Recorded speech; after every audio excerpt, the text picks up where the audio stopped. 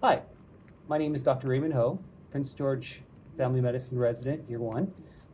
Pleased to be joined by Dr. Jose Alvero, who also happens to be a board member of BC Family Doctors, as well as a board member of the BC College of Family Physicians, Yeah.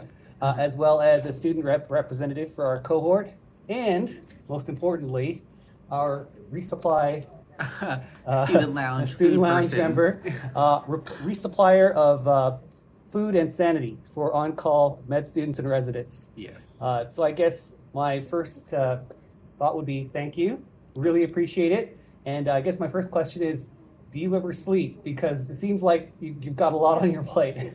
I do have a lot on my plate, but yes, I do sleep a lot actually. Like last night, I went to bed around like 10 p.m. Okay. I even had a meeting that went until 8:30. So I quickly brushed my teeth, did a couple other emails, and then went to bed. So I do get time for myself. Okay. Don't worry, even though I woke up at like 6 a.m. this morning to get to the hospital by 7, Yeah. you know, I'm able to kind of control my own life. Don't worry. That's good. They always emphasized us, self-care is very important. It is. And I'm glad that it's we're not pushing you to to burnout or anything like that. No, That's good. no. I'm well within my lane. I know what my limits are, and that's all about residency, Mhm. knowing what you can and can't do, and when to kind of delegate additional responsibilities to other people. Fantastic. Yeah. Fantastic. So I guess my real question then, and I'm sure everybody wants to know, is a little bit maybe more about your background and Yeah. maybe specifically like why family medicine. Yeah, so my background is I'm a Canadian IMG. I went to medical school abroad in the Philippines. Then I came back here after graduating to get into residency here at UBC, Prince George's site. And why family medicine? I think family medicine, to me, you can play a lot of different roles within medicine. And being a family doctor, you can work in the hospital, you can work in the clinic.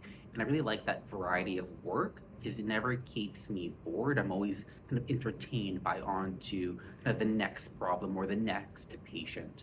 That's what I really like about the wide variety of different things on a day-to-day basis. It's amazing. It's amazing that you found sort of like your calling in that regard, but still managed to juggle so many responsibilities. If I'm not mistaken, I thought I heard you mention that you also like manage a clinic or managed a clinic in your background. Yeah. So before I started residency, I kind of had a bit of time off before starting this year.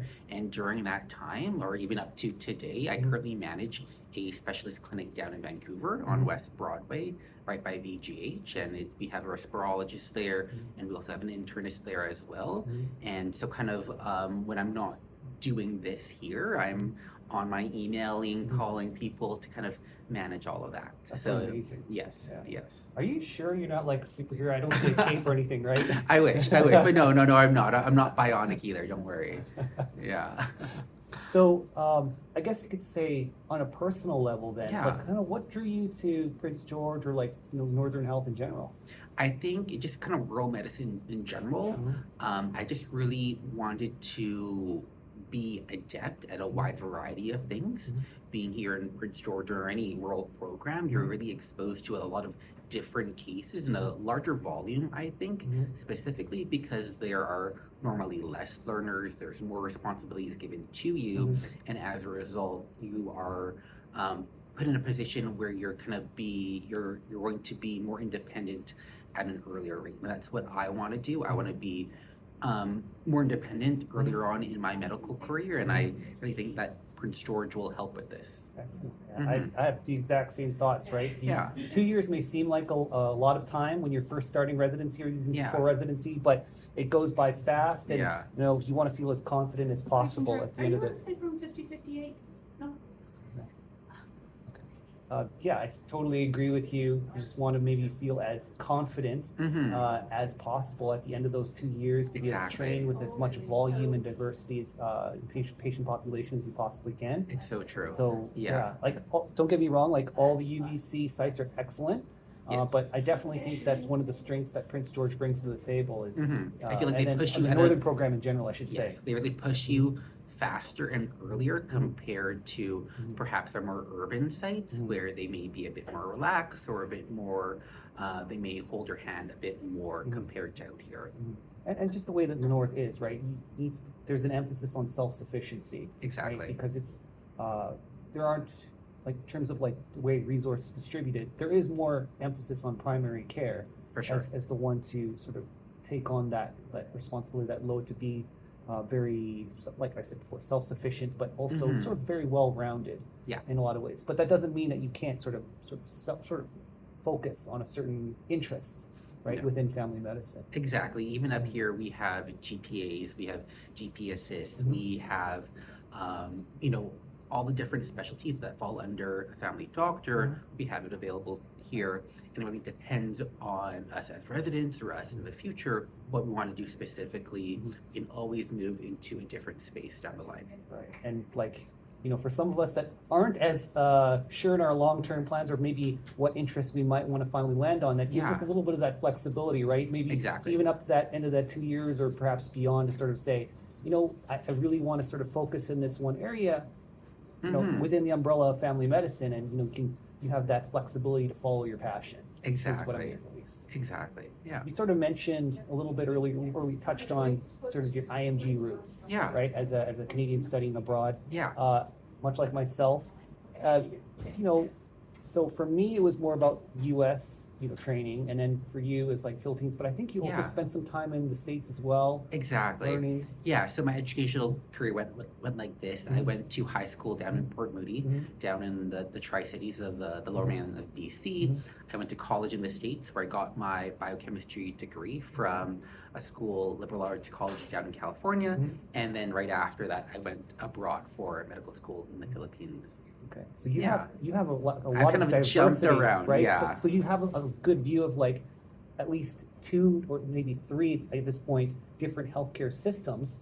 Was there sort of like an adaptation process? Like what differences could you see kind of moving from like say one to another, and then finally coming here in terms of the Canadian healthcare system? Yeah, so there was definitely a big jump between each of my educational steps. Mhm. Going from the States where we have millions of dollars of resources put into our healthcare Mhm. system, then jumping over to the Philippines where you are dealing with people who are in poverty that live on the streets and barely have access to water or access to food, but then coming back home here to Canada where again we have access to a lot of different things. We have social support systems, we have mental care systems here, and it really shows you that healthcare around the world is quite different, but along the way, we have these amazing doctors, allied healthcare professionals that kind of guide us in terms of best care possible. Yeah. And Yeah. and now that you're sort of back home in Canada, and well, in particular, home in Canada and then Prince George, Yeah. has there been any sort of like on the personal side of things, changes? Like what kind of things outside of like the hospital have you sort of seen? Yeah, so in regards to that, I love coming home here to Canada. I get to see my sister, my parents, getting, to see my dogs. I'm always happy with that. Getting to see my friends. That's one of the things I miss the most, being away for, 4 years and getting away and building, a new life out in the Philippines and getting new friends and coming back home here to Canada. It's just more so kind of the comfort of it all, having that feeling, knowing that I'm safe, I have everything that I need here. But then in terms of Prince George, I love it out here. If you love the outdoors like I do, it's amazing getting outside and breathing the fresh air and getting onto, the hundreds of trails that we have here in our own backyard. It's quite an exciting time. That's awesome. Were there any surprises that didn't maybe you've read up on and you didn't realize that it's actually happened, or maybe something that just completely never came across your research before coming here? Ooh. I think it's more so the kind of the smell of PG. Every couple days, depending on what the time is and how the pulp mills are running, you may have that kind of that kind of green odor come at you. But thankfully, I live up in College Heights outside of the bowl of PG, and I don't really get that all too often. And the only time I'll smell it is kind of walking to and from my car. And that doesn't really even bother me to begin with. It's not, that bad. I don't think anything else really surprised me. Before starting residency, I came here a couple months before, just kind of look for housing, look what is available in terms of shopping, and just to make sure I had my groceries all in check. And I think that trip went as planned, and I was able to secure my kind of basement suite and go from there. Awesome, Yeah. awesome. So it sounds like, we talked about the past. Yeah. We talked about the present. Yes. Now we're just kind of maybe, if it's possible, looking to the future. Yeah. Any sort of trajectory you think you're going to be headed in, potentially, future president of Doctors BC? No, maybe that's too far. I think I definitely want to continue with like leadership and advocacy of our profession. Hopefully, kind of staying on perhaps some of these boards, or kind of just interacting with them. That would be one of my true goals.